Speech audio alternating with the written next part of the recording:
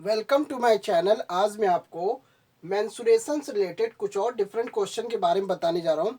Question जो दिया हुआ है वो क्वाड्रिलेटरल शेप में है और रोम्बस शेप में है। तो हमें इस रोम्बस से रिलेटेड और क्वाड्रिलेटरल शेप से रिलेटेड एरिया के बारे में और कॉस्ट के बारे में वैल्यू फाइंड आउट करनी है। तो क्वेश्चन आपके इस क्वेश्चन पहले नंबर देखते हैं। पहला क्वेश्चन क्या बोल रहा है?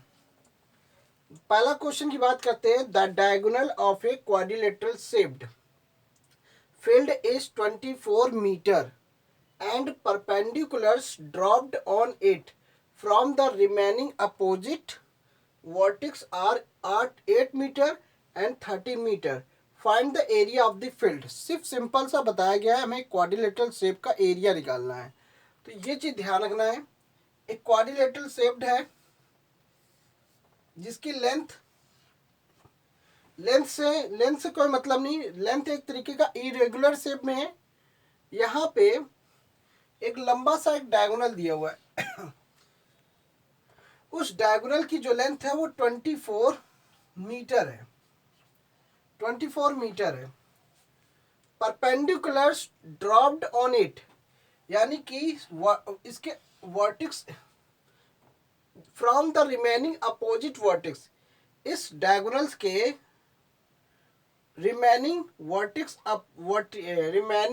अपोजिट वर्टिक्स से जो लाइन ड्रॉप की गई है इस डायगोनल्स पे वो परपेंडिकुलर्स है। इधर से 8 मीटर और इधर से 30 मीटर है। इसको नाम दे देते हैं ए, बी, सी और ये डी। इसको नाम दे दिया एम से, इसको एन से नाम कर दिया। इस तरह से दिया हुआ है क्वेश्चन में। तो हमें सिर्फ क्या करना है, फील्ड का एरिया निकालना है।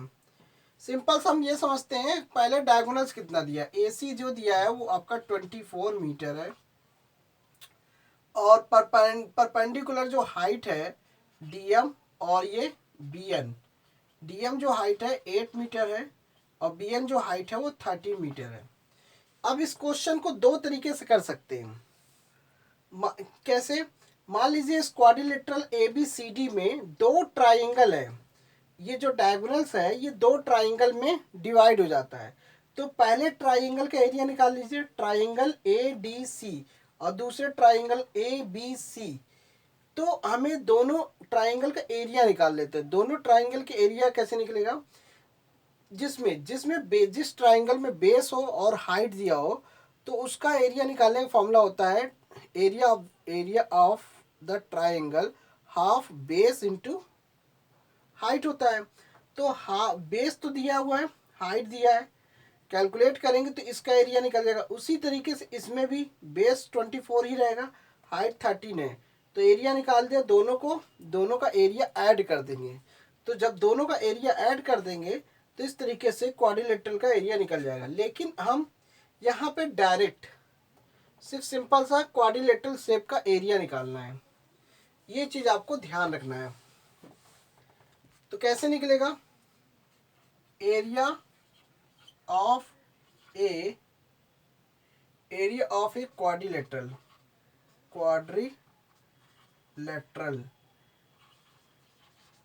क्वाड्रिलेटरल या आप इसे हम फील्ड से भी इंडिकेट कर सकते हैं।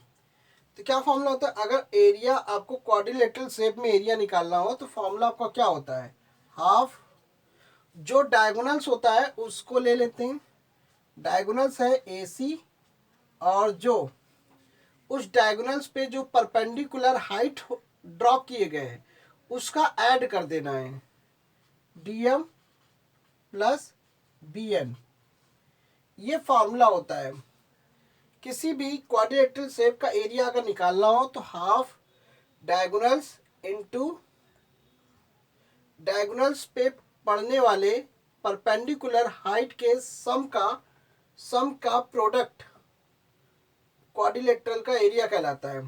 तो हाफ डायगोनल्स AC की वैल्यू 24 है और हाइट क्या है DM की वैल्यू 8 और प्लस 13। इसको हम सॉल्व करते हैं, ये हो गया 12 ये आपका 13 में 8 ऐड करेंगे तो ये 21 हो जाएगा। अब इसका मल्टीप्लाई करने पे क्या आ रहा है उससे मल्टीप्लाई कर लेते हैं। देखिए 12 वन जा 12, 2 आया, इधर हम इधर मल्टीप्लाई कर देते 21 इंटू 12। देखिए 12 का मल्टीप्लाई 1 में करते हैं तो क्या आएगा 2, कैरी हुआ 1, 12 टू जा 24, 24 में कैरी 1 जोड़ेंगे तो 25 हो जाएगा इस तरीके से। तो इसका फाइनल आंसर क्या आया 252 मीटर स्क्वायर। तो कहने का मतलब ये है 252 मीटर स्क्वायर है, यानी कि 252 मीटर स्क्वायर है इस क्वाड्रिलेटरल शेप्ड का एरिया, ये इसका एरिया है। तो क्वेश्चन में हमें सिर्फ यही पूछा गया है कि फील्ड का एरिया पता करना है। यहाँ पे फील्ड कैसा है क्वाड्रिलेटरल शेप में, क्वाड्रिलेटरल शेप में एरिया है, तो क्वाड्रिलेटरल शेप का एरिया का फार्मूला लगा दीजिए तो आपका आंसर तुरंत निकल जाएगा। लेकिन अगर आपको ये फार्मूला नहीं पता है तो आप दो ट्राइंगल के अकॉर्डिंग भी निकाल सकते हैं। तो दो ट्राइंगल के अकॉर्डिंग आपको ट्राइंगल के एरिया का फार्मूला निकाल पता ही है, क्या फार्मूला होता है हाफ बेस इंटू हाइट, इस फार्मूले से आप निकाल सकते हैं। और फिर दोनों ट्राइंगल का एरिया निकालने के बाद दोनों को ऐड कर दीजिए तब भी निकल जाएगा।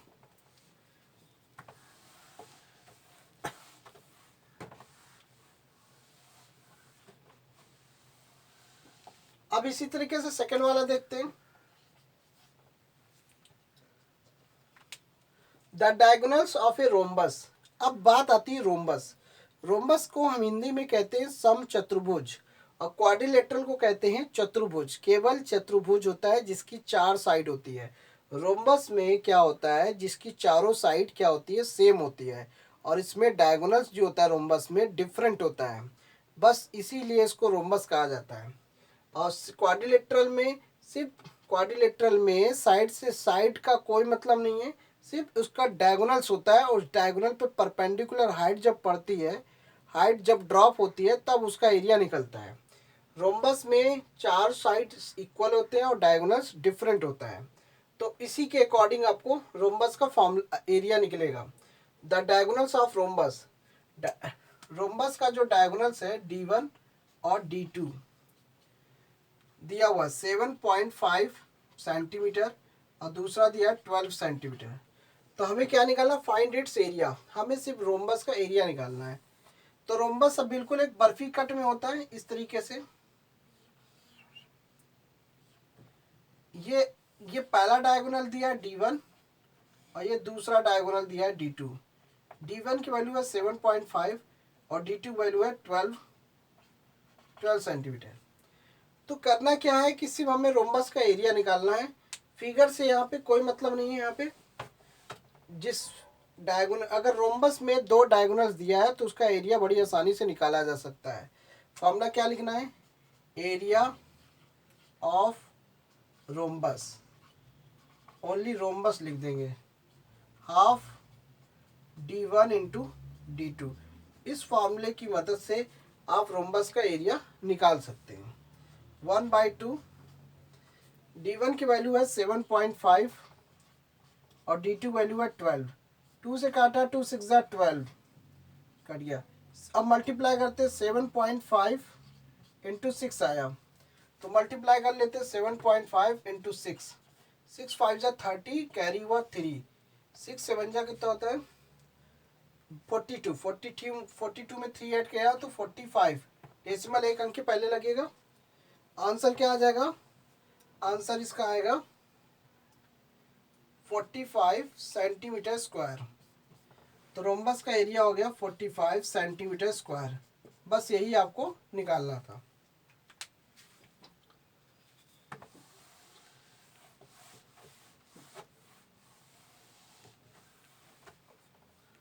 अब इसी तरह से थर्ड वाला क्वेश्चन, यहाँ पे बात करते हैं find the area of a rhombus.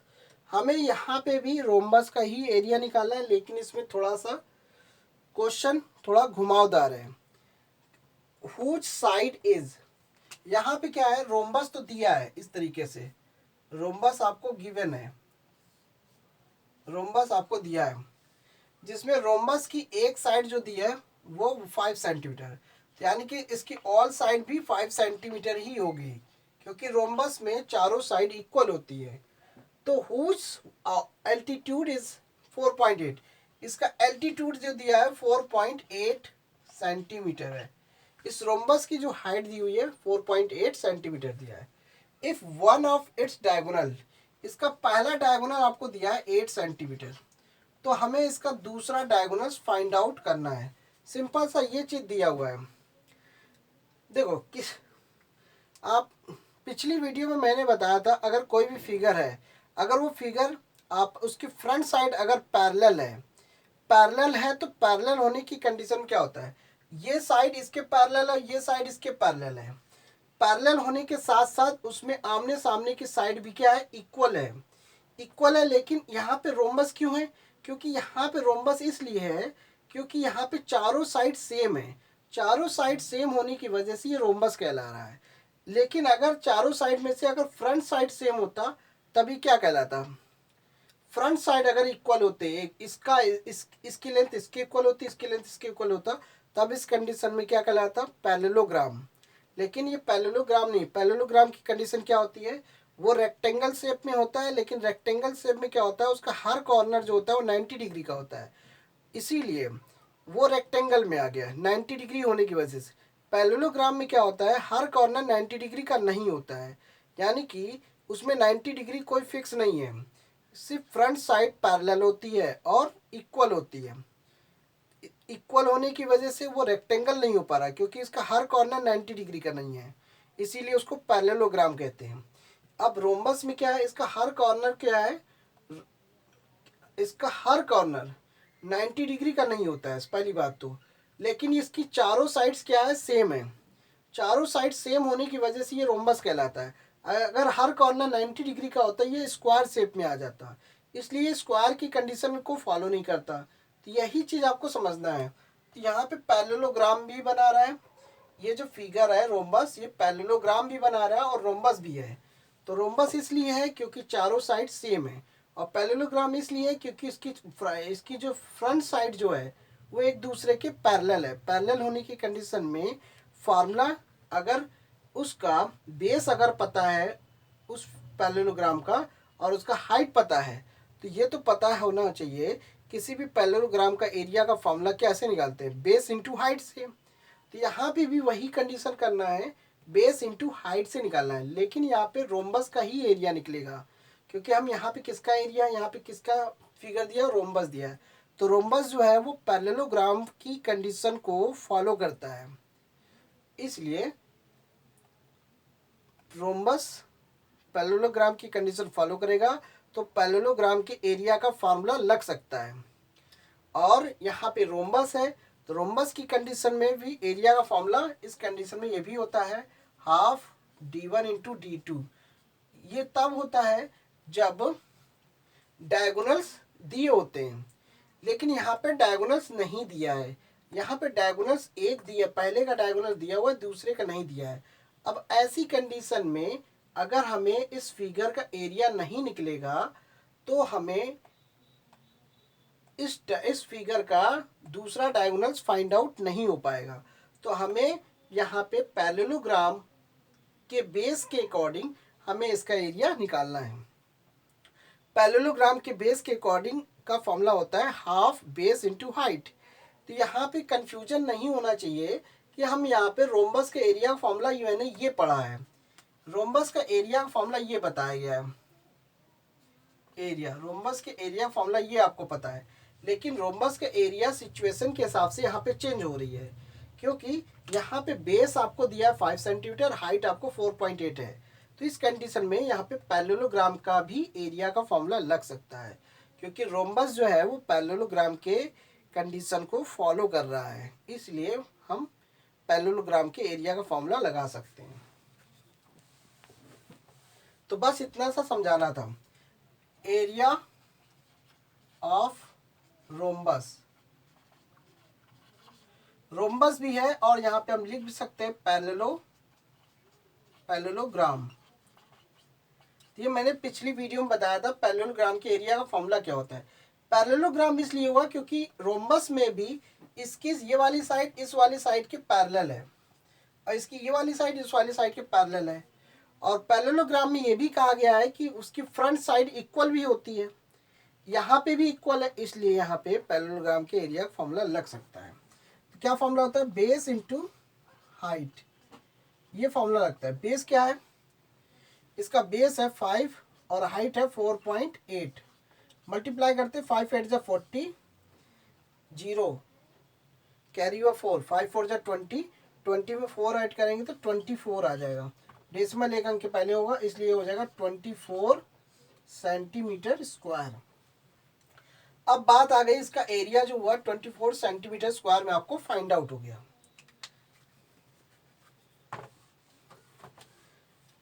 अब एरिया पता होने के बाद D2 आराम से निकल जाएगा, क्योंकि यहाँ पे कंडीशन के हिसाब से हम रोम्बस का एरिया का फॉर्मूला लगाएंगे।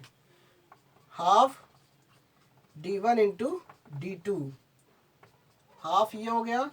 एरिया आपको 24 आपको निकला हुआ है।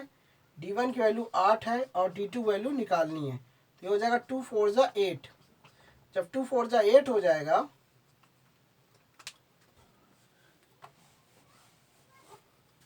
जब 2 4 जा 8 हो जाएगा तो 24 और मल्टीप्लाई वैल्यू दूसरी तरफ जाएगी, डिवाइड में कन्वर्ट हो जाता है, तो D2 हो जाएगा।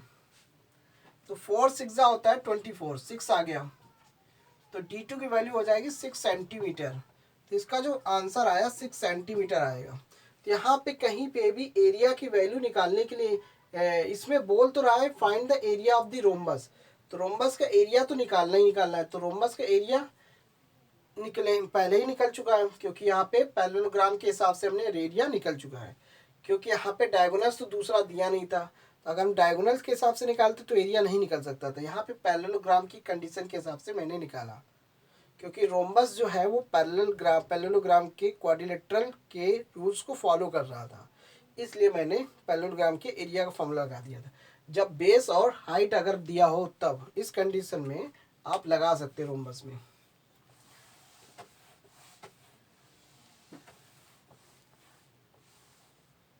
अब इसी तरीके से एरिया आपको पता चल गया।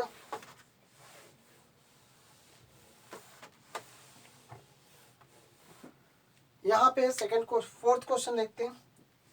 The floor of A building consist, the floor of A building consist, अगर किसी भी बिल्डिंग का फ्लोर कंसिस्ट, मतलब कि किसी भी बिल्डिंग पर फ्लोर बनाने का फर्श बनाया गया बिल्डिंग में, तो उसमें टाइल्स लगे हुए हैं टोटल 3000।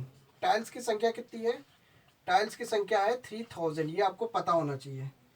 अब विच आर रोम्बस शेप्ड, जो टाइल्स है, ये जो टाइल्स है वो किस शेप में है? रोम्बस शेप में। टाइल्स किस शेप में? रोम्बस शेप में। ये याद रखना है, टाइल्स का जो शेप है वो रोम्बस में है। लेकिन जो टाइल्स का जो शेप है वो रोम्बस में है, लेकिन इसके जो डायगोनल्स है D1 45 सेंटीमीटर है और D2 जो है 30 सेंटीमीटर है। ये दिया हुआ है, लेंथ में दिया हुआ है। Find the total cost of polishing the floor, floor को पॉलिश करने का जो खर्चा आएगा वो किस हिसाब से है? पर मीटर स्क्वायर पे 4 रुपये है, 4 रुपीज़ है। तो सबसे पहले हमें क्या करना है, ये टाइल्स क्या डायगोनल दिया, तो सबसे पहले मैं टाइल्स का एरिया निकाल लेते हैं। एरिया ऑफ टाइल्स का एरिया फोर्थ क्वेश्चन का सोल्यूशन है। तो टाइल्स का एरिया निकालना है हाफ D1 इंटू D2। अब यहाँ पे हम रोम्बस नहीं लिखेंगे, यहाँ पे टाइल्स दिया है इसलिए यहाँ पे टाइल्स मैंने लिखा। आपको पता है कि टाइल्स रोम्बस शेप में है, तो रोम्बस शेप का formula half D1 into D2 होता है।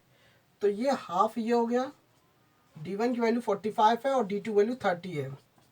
इस तरीके से सिंपल करते हैं, यहाँ पे 15 आ जाएगा, 45 इंटू 15 आ जाएगा। मल्टीप्लाई कर लेते हैं, 15 5 जा 75, कैरी हुआ 7, 15 4 जा कितना होता है 60, 15 4 जा 60, 60 में 7 जोड़ा तो 67 किस में आ जाएगा?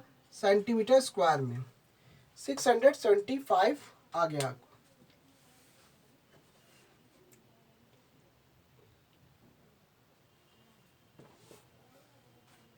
अब यहाँ पे एक टाइल्स का एरिया निकल गया, लेकिन हमें फ्लोर का एरिया चाहिए। क्या चाहिए? फ्लोर का, क्योंकि टोटल कॉस्ट किसका निकलना? फ्लोर का। फ्लोर को पॉलिश कराने, यानी कि फ्लोर जो है, फ्लोर जो बना है उस पर टाइल्स लगे हुए हैं, उसको पॉलिशिंग कराने का जो खर्चा है वो इतना आया। तो यहाँ पे वही करना है, एरिया ऑफ द फ्लोर। देखिए फ्लोर में कितने टोटल टाइल्स लगे? The floor of building consist, किसी बिल्डिंग में फ्लोर कंसिस्ट, फ्लोर टाइल्स को कंसिस्ट किया गया 3000। तो एक टाइल्स का एरिया 675 है।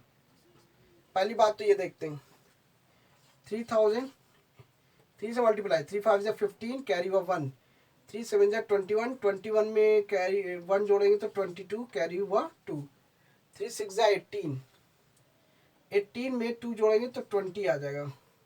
इस तरह से सेंटीमीटर स्क्वायर आ गया। तो देखिए 3 जोड़ा, 3 5 15, 1 3 7 21 और 1 22 हो जाएगा, कैरी हुआ 2, 3 6 18 और 2 20, ये आ गया। अप टू इतना आपका आंसर आ रहा है सेंटीमीटर स्क्वायर में। लेकिन यहाँ पे कंडीशन देखिए, मीटर स्क्वायर के हिसाब से 4 रुपये है। तो अब यहाँ पे इसको मीटर स्क्वायर बदलना है। फ्लोर का जो एरिया है मीटर स्क्वायर में चाहिए, यहाँ पे 100 से डिवाइड करना पड़ेगा। क्यों? 100 से 2 बार डिवाइड करना होगा, क्योंकि यहाँ पे पावर 2 है, इसलिए यहाँ पे 100 को 2 बार डिवाइड करना पड़ेगा, 2 टाइम्स। क्योंकि 1 मीटर में, यहाँ पे दिखा देते हैं, 1 मीटर में 100 सेंटीमीटर होता है, ये आपको पता होना चाहिए।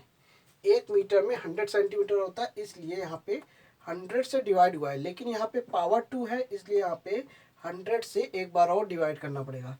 इस तरीके से ये 2 जीरो कैंसिल हो गया और 1 जीरो ये कैंसिल हो गया। अब आपके पास बचा 2025/10, ये आया। अब यहाँ पे 1 जीरो है तो यहाँ पे डेसिमल लगा देते हैं, 202.5। ये किस में आ गया? ये तो आंसर आ गया मीटर स्क्वायर में, लेकिन ये आपका आंसर आया ये भी मीटर स्क्वायर में। क्यों? क्योंकि अगर जब डिवाइड करेंगे तो आंसर यही आएगा, क्योंकि 1 जीरो तो डेसिमल एक अंक के पहले लगा देंगे।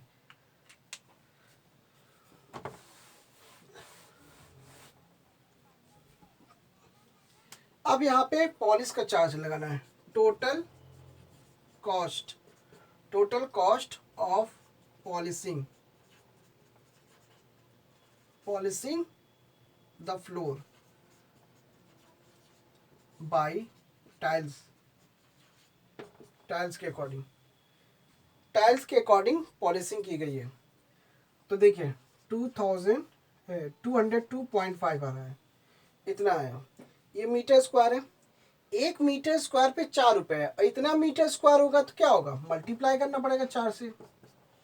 यूनिट के साथ समझते हैं, 1 यूनिट में 4, अगर पर मीटर स्क्वायर पे 4 रुपये है, इतने मीटर स्क्वायर पे कितना होगा? 4 से मल्टीप्लाई करना पड़ेगा, सिंपल सी बात है।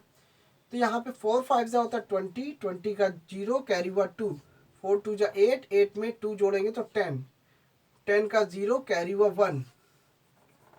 यहाँ पे 4 का मल्टीप्लाई 0 में करेंगे, 0 आया, कैरी 1 जोड़ देंगे, 4 2 जा 8, डेसिमल कितने के पहले? 1 अंक के पहले। यहाँ पे आंसर आया 810 रुपये आएगा। सिंपल सा। अगर फ्लोर पे अगर टाइल्स लगवानी है, फ्लोर पे अगर टाइल्स बिछी है, पॉलिशिंग चार्ज जो है वो, उसका जो खर्चा आया वो 810 रुपये आएगा, 4 रुपये पर मीटर के स्क्वायर के हिसाब से। तो इसका एरिया जो है, फ्लोर का जो एरिया है 202.5 मीटर स्क्वायर है। तो एरिया आपका ये दिया हुआ है 202.5 मीटर स्क्वायर, ये निकला। और सेंटीमीटर में ये एरिया निकल रहा था। तो thanks for watching my video.